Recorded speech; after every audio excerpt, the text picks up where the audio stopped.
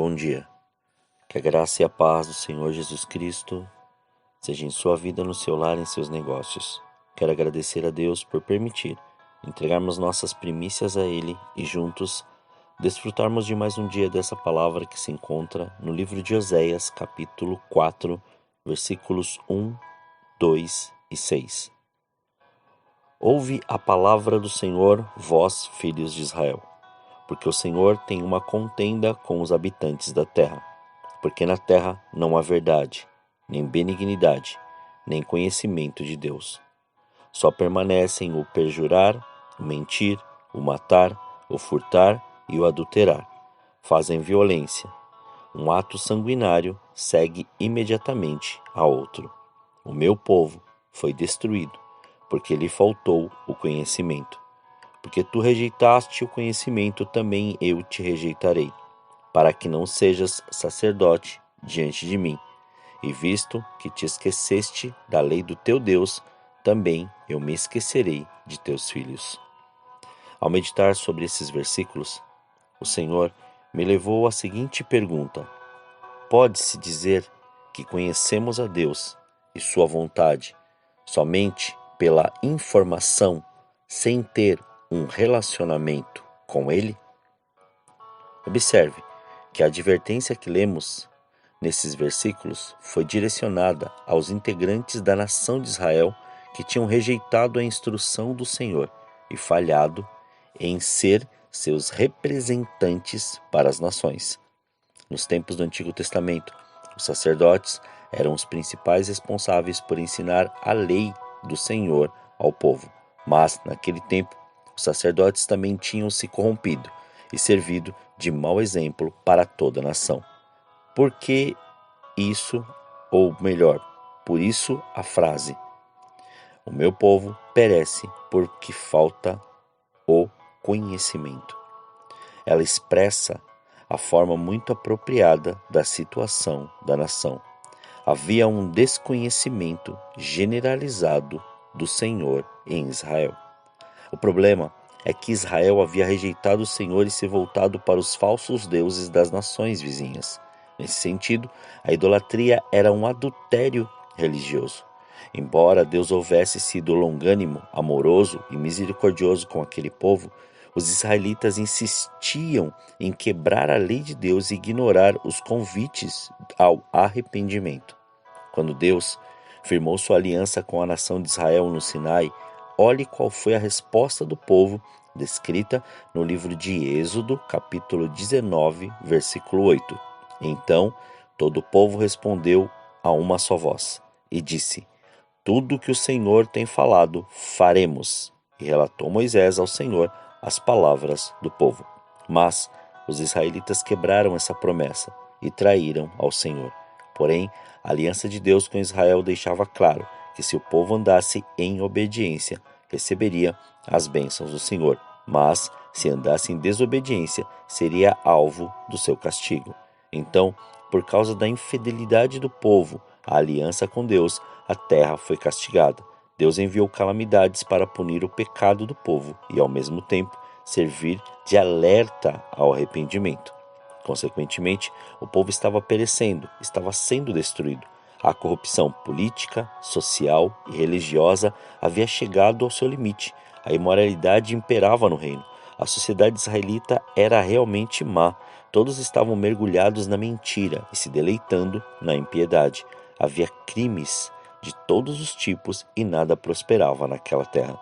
Os sacerdotes, que deveriam zelar pelo culto ao Senhor, acabaram não apenas aceitando aquela situação, mas, em muitos casos, até incentivando-a.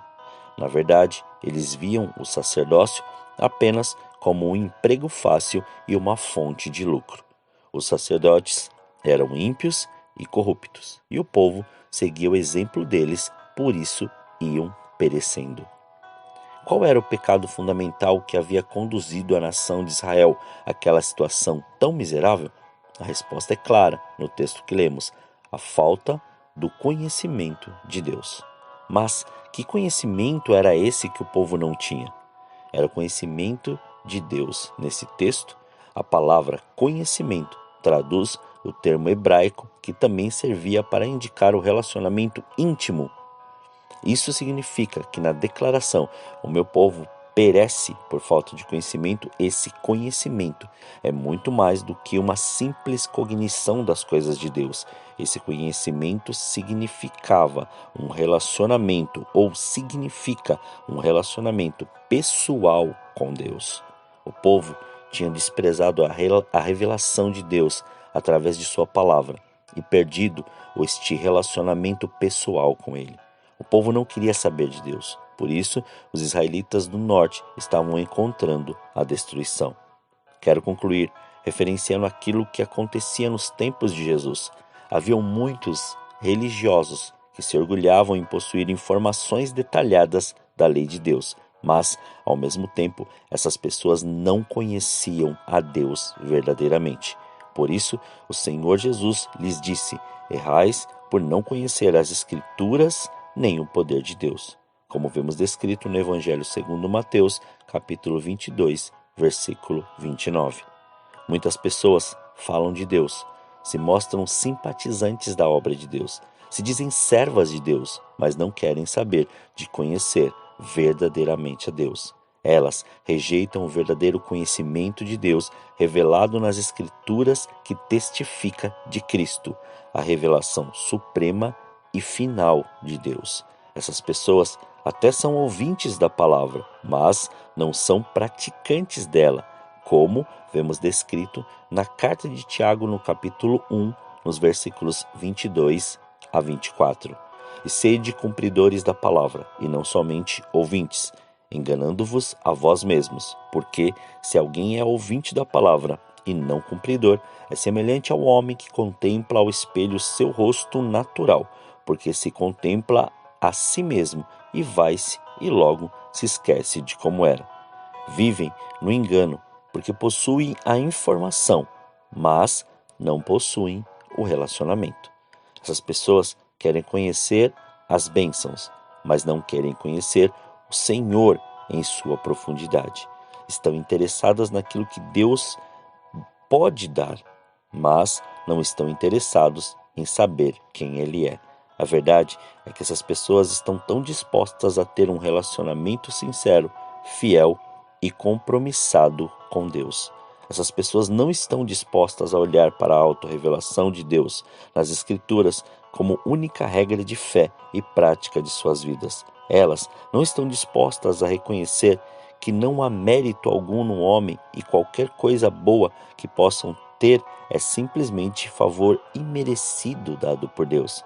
Essas pessoas vivem como os israelitas no tempo de Oséias, que não viam muita vantagem em ser um povo exclusivo de Deus. E assim, essas pessoas estão perecendo por falta de conhecimento. Mas o Senhor quer nos levar a um relacionamento íntimo e sincero com Ele. E por isso, através do Espírito Santo, quer que reconheçamos essa dependência em viver aquilo que foi conquistado na cruz por nós. Assim Paulo diz à igreja de Corinto, como vemos descrito na segunda carta aos Coríntios, no capítulo 5, versículos 14 a 17. Porque o amor de Cristo nos constrange, julgando nós assim, que se um morreu por todos, logo todos morreram. E ele morreu por todos, para que os que vivem não vivam mais para si, mas para aquele que por eles morreu e ressuscitou. Assim que daqui por diante a ninguém conhecemos segundo a carne. E, ainda que também tenhamos conhecido Cristo segundo a carne, contudo agora já não o conhecemos deste modo. Assim que se alguém está em Cristo, nova criatura é. As coisas velhas já passaram, eis que tudo se fez novo. E finalizo com a declaração do próprio Oséias ao povo, descrito no capítulo 6, no versículo 3 de seu livro. Então conheçamos e prossigamos em conhecer ao Senhor. A sua saída, como a alva, é certa, e ele a nós virá como chuva serôdia que rega a terra. Receba nesse dia essa chuva serôdia, chuva que vem fora do tempo para mostrar e revelar a glória do Senhor sobre a sua vida. Oremos. Pai, nós te louvamos e te agradecemos. Graças te damos, ó Senhor, pelo seu amor e pelo seu cuidado. Obrigado, Senhor, pela oportunidade de entregarmos as nossas primícias, estas primeiras horas a Ti. Graças te damos, Pai, pelo seu amor e pelo seu cuidado. Muito obrigado pela sua presença, obrigado por tudo que o Senhor tem feito e da maneira que o Senhor tem feito. Graças te damos, Pai, por todo este amor e este cuidado. Somos gratos ao Senhor e que cada vez mais esta presença, Senhor, revele, Senhor, e nos leve, Senhor, a cada vez mais ao nível de conhecimento, de entendimento, para podermos revelar a sua glória dia após dia. Leve-nos, Pai, a cada vez mais conhecer esta presença, revelar esta presença, mostrar esta presença em todos os lugares aonde nós estivermos e que sobre este dia, Senhor, sim, Pai, neste dia, que venha, Senhor, o seu reino, que se manifeste, que venha à existência tudo aquilo que já foi gerado, tudo aquilo, Pai, que nós cremos que o Senhor já estabeleceu sobre a vida de cada um dos teus filhos, que venha à existência. Se for, Pai, uma cura, que haja esta cura agora em nome de Jesus. Se for uma provisão ou uma providência, que venha, Senhor, em nome de Jesus. Se for, Pai, simplesmente uma resposta, que esta resposta, Senhor, seja agora efetivada em nome de Jesus. Se for, Pai, algo que os teus filhos estão necessitados neste momento, que eles, Pai, possam receber de Ti através da revelação da Sua palavra e da profundidade deste conhecimento que tanto, Senhor, estamos buscando em Ti, Pai. Somos gratos por esse dia, somos gratos pela Sua presença, somos gratos pelo Seu amor. Consagramos tudo que temos, consagramos tudo que somos, consagramos diante de Ti, Senhor, a nossa vida, para que se cumpra e se estabeleça a Sua vontade. Muito obrigado, Pai, por mais este dia. Assim nós oramos, agradecidos a Ti, em nome de Jesus. Amém. Que você tenha um dia abençoado na presença do Senhor. E quem vos fala é o pastor Leandro Araújo, da Igreja Apostólica Caminho de São Paulo, capital. Deus abençoe grandemente.